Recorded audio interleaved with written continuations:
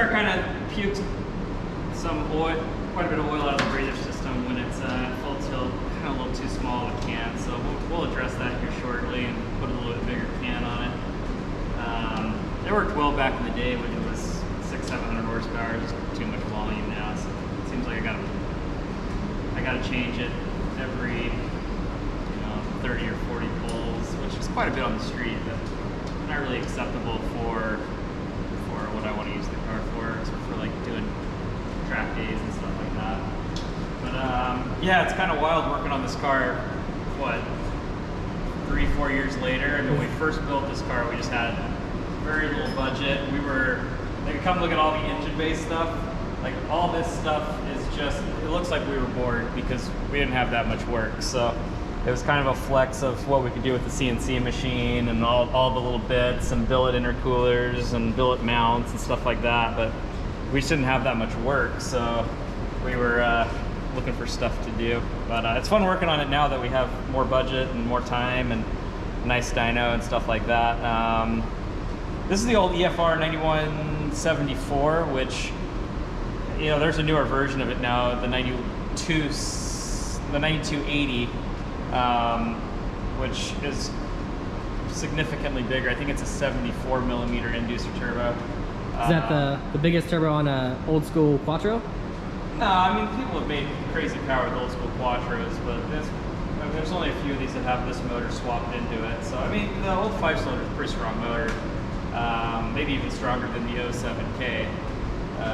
There's just something different. So yeah, no, it's kind of an old motor.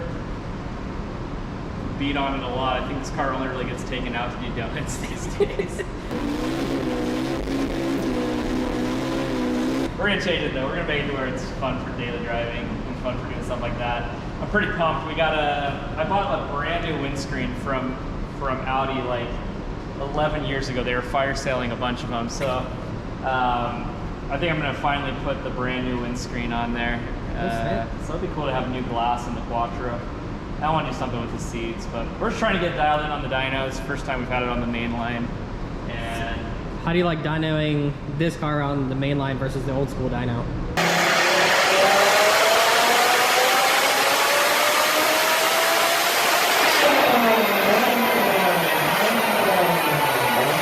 Yeah, no, this thing, the main line's just amazing. I mean, it's so smooth.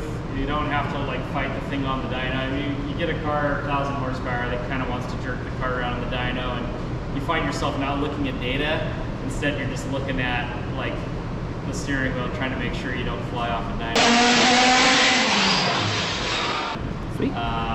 And then just solid, steady state loading where we can just go through cells and figure out optimal timing, ignition, camshafts at every single level. It streamlines the process significantly. I think I just said something like that on Facebook this morning, that like it's kind of a pain to put an old Quattro on a 2-wheel drive dyno because you have to weld up the center diff and take out the front drive shafts, the half shafts. But the 2 hours that you spend doing that saves time and life expectancy of having to do it on the street. So, yep. Yeah, it's a much better deal doing it on the dyno, this dyno versus the old one. What's the current software running this car? So it's on VEMS right now. It's super old ECU. I mean, it was the bee's knees in like 2005. I think I put it on this car in like 2008.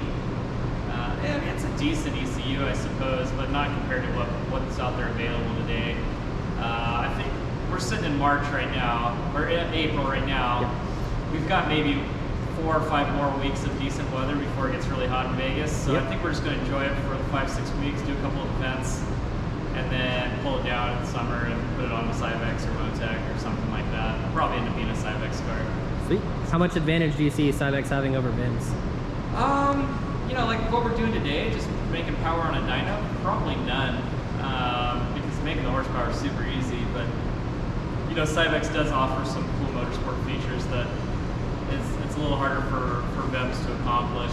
Boost by gear, torque management, map select stuff's a whole lot more robust in Cybex. The flex fuel's way better in Cybex. lot of the traction control stuff, we'll have to sort out wheel speeds, because like this car didn't have ABS from the factory, so there's no tone wheels or tone rings on the wheels or anything like that. So if we want to do cool traction control ABS stuff, which I would like to do, we'll have to retrofit, you know, some sort of tone wheel so we know what wheel speeds look like. At least one per axle. You could probably get away with just one in the front, one in the rear. Yep. Or maybe look at the drive shaft speeds and stuff, something like that. But you know, a lot of the Cybex benefit is just having the traction control and being able to map out slip angles. And that's quite a bit of work. But I think I'm just this summer going to put it on Cybex, just so I can control, you know, flex fuel and control boost by gear. And you know, right now in the car, it's basically the same amount of boost in every single gear. So first gear ends up being pretty useless. Yeah. So cool.